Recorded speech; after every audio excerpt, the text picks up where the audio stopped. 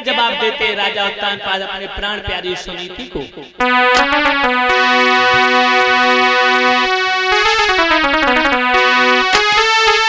अरे है सोत चूनती बुरी, गहरे दिल छुरी मांगन प्यारी,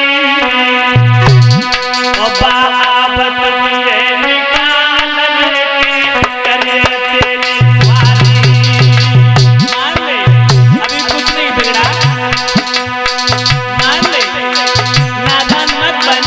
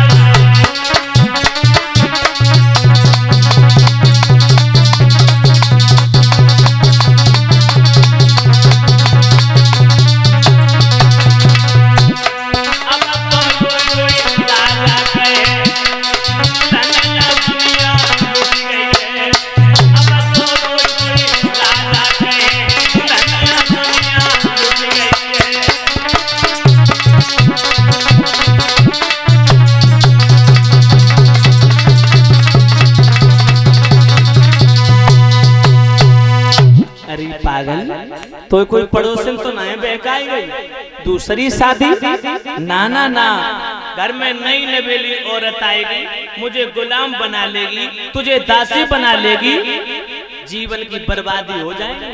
घर में आबादी तो होगी लेकिन तेरी बर्बादी हो जाएगी। इसीलिए दूसरी शादी के लिए मुझे मजबूर मत कर। परीक्षित की रानी बोली हम और तो जैसी थोड़ी हूँ, अगर वो आएगी लड़ाई करेगी झगड़ा करेगी तो मैं न्यारी हो जाऊंगी, अलग चूरो रख लूंगी, लेकिन पिया मैं तुम्हारे चेहरा से ये निर्वंशिया का कलंक छुटाना चाहती हूँ। जो कुछ होगा मैं सब कुछ कष्ट मुसीबत आपत्ति विपत्ति झेलने के लिए तैयार हूँ, लेकिन तुम दूसरी शादी कर लो। परीक्षित जी राजा बोले तू अपने पैर में कुल्हाड़ी मार रही है, अपने गले में फांसी का फंदा डाल रही है, मान ले भी कुछ नहीं बिगड़ा। परीक्षित जी राजा ने सारी रात समझाया रानी सुनीति को, लेकिन वो मैया ने एक भी बात नहीं मानी। कहा पिया तुम दूसरी शादी कर लो। परीक्षित जी रानी एक ही रटन लगा के रखती रही, माताओं दूसरी शादी कर लो, दूसरी शादी कर लो। अरे मेरी कोख से कोई संतान पैदा नहीं हुई तो क्या हुआ, घर में सौत आएगी, उसकी कोख से कोई न कोई पुत्र कोई न कोई कन्या पैदा अवश्य हो जाएगी। इधर परीक्षित जी सारी रात गुजर गई। अरे राजा रानी दुखी करम की लिखी तरतन तारी,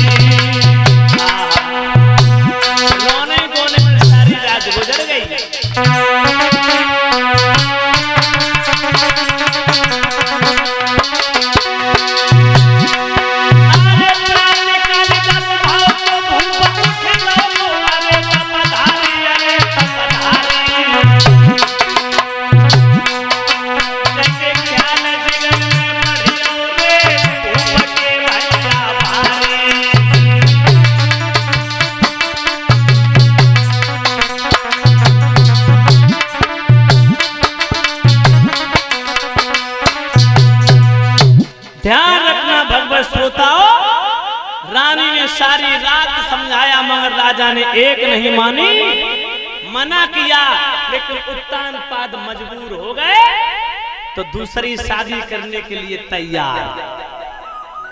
राजा चल के महलों से राज दरबार में पहुंचे। मंत्री ने खड़े होकर के राजा का प्रणाम, राजा का मान और सम्मान किया, राजा को प्रणाम किया।